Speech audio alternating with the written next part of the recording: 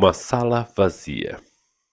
Talvez isso é o que nós pensamos ou o que nós temos em mente. Para onde vão os livros que lemos tão rápido que não sabemos mais e que nessa onda de quanto mais melhor o nosso consumo desenfreado nos torne assim. Mas estou começando uma nova série aqui aos olhos do escritor, com livros marcantes.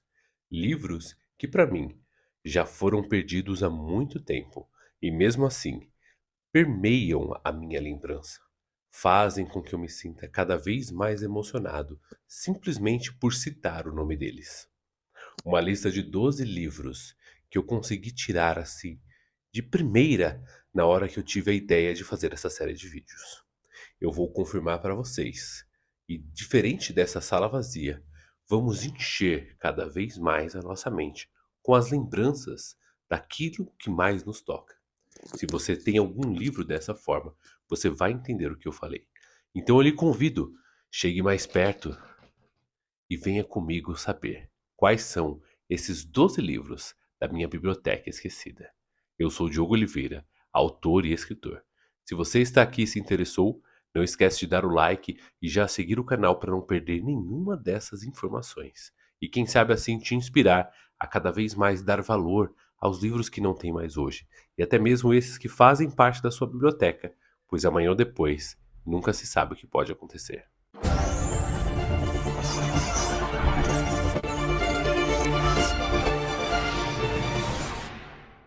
Vamos começar então pelo básico. Por que essa série de vídeos? Muitos anos atrás, bem antes da pandemia, eu tinha vários livros, uma vasta biblioteca, principalmente livros, quadrinhos, mangás, DVDs, tudo mais o que um jovem colecionador gostaria. E infelizmente, na minha mente jovem, eu achava que se vendesse eles, conseguiria pagar as dívidas que tinha. Fiz um lote enorme e vendi pelo Mercado Livre por um preço mínimo, pois é algo difícil de sair juntos todos de uma vez e simplesmente eu queria o dinheiro. E esses livros foram perdidos. Edições raras, algumas especiais, outras de coração. E dessa ideia de livros que foram embora, eu tive a ideia de juntar os 12 primeiros que me vieram à cabeça, que foram marcantes o suficiente para que eu pudesse lembrar cada vez mais deles. Nenhum desses livros dessa série tenho comigo hoje. E eles em edições antigas, talvez um pouco diferente das que você conheça, a tradução totalmente outra, uma capa muito nostálgica, mas eles ainda assim se complementam e fazem parte do meu acervo. Muito do que eu escrevo foi moldado pelo que eu li. E essas leituras marcantes são as que sempre trazem um pouquinho das minhas histórias. Elas que sempre trazem a essência dos personagens ou a motivação de cada um deles. É uma série não só para você conhecer um pouco mais de mim e do que eu faço, mas também para você se incentivar a não esquecer tão fácil assim os livros que foram marcantes para você. Este é um primeiro vídeo introdutório, mais para você saber o que se trata essa série e poder acompanhar semanalmente ao longo das próximas 12 semanas quais foram esses livros. Prometo trazer uma resenha não só simples com o resumo ou a sinopse do livro, mas também quais são os pontos que mais me marcaram. Pode ser que tenha algo que vocês considerem como spoiler, mas para mim são apenas momentos que contagiam e que podem influenciar cada vez mais você, leitor, a colocar emoção, que podem influenciar cada vez mais você, leitor, a colocar mais intensidade nos personagens que você vê, ou até mesmo você, como autor, conseguir escrever cada vez mais, pois o que te toca quando você lê é aquilo que você quer colocar para os seus leitores, para que assim eles sejam tocados também. E o primeiro livro da lista é de um autor chamado Frank de Felita. O recente livro da Dark Side, O Demônio de Gólgota, também fazia parte dessas coleções de livros antigos, mas este eu não li. Eu li um outro chamado As Duas Vidas de Audrey Rose. Eu conheci esse livro porque Anthony Hopkins, que estrelou Hannibal, que foi uma grande inspiração para o meu livro Sommelier, também estava nesse filme. E ele está aqui na lista ainda como o primeiro, não só por ser algo incrível que fez enorme sucesso, mas simplesmente porque foi marcante. Em seguida temos um chamado Vingança Macabra. Talvez se você já tenha assistido A Vingança de Willard, um filme onde um homem controla ratos, talvez seja semelhante ao que eu vou dizer, pois neste livro, um jovem que era controlado pela sua mãe abusiva acaba aprendendo a controlar os pequenos roedores e fazendo deles a arma para a sua vingança e atingir os seus objetivos pessoais. Este também foi um grande livro que me incentivou a escrever o que eu gosto de colocar como o conto mais legal, que eu mais me diverti fazendo, que foi O Centésimo. Esse conto, ele tem muita influência disso, justamente por causa deste livro. Em seguida, temos um que ele foi quase esquecido, porém é tão marcante para mim, pois foi um dos primeiros livros de mistério e suspense policial que eu li, de um autor não tão famoso, mas que foi marcante não só pela capa, pela forma como eu adquiri e também pela hora em que eu li ele. Chama A Máscara de Dimitri. E eu vou falar um pouco mais sobre esse assassino que se escondia e ninguém sabia qual era a verdadeira identidade dele quando chegar a hora certa, pois quero deixar isso suspense também em parte dos meus vídeos. O livro seguinte é um dos que mais me dói, não só pelo valor apreciativo ou o autor em si, mas também por saber que eu vendi ele a um preço tão barato e hoje a edição rara está aí batendo pelo menos os R$ 600. A Coletânea de Contos Depois da Meia-Noite de Stephen King é um livro que eu li e que teve um dos contos muito marcantes para mim, pois foi o primeiro contato que eu tive com as obras do autor, de histórias mais curtas e não aqueles calhamaços que eu estava acostumado.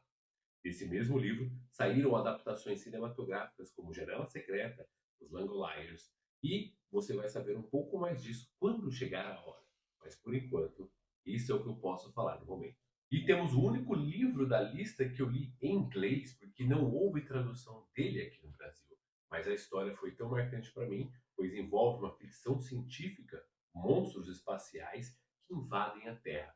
Por um tempo, eles ficaram dominando tudo, cedendo matéria-prima para que o mundo se adaptasse. E de uma hora para outra, começam a matar os seres humanos. E ele é A Day of Triffids, que já virou uma adaptação cinematográfica com um nome totalmente diferente.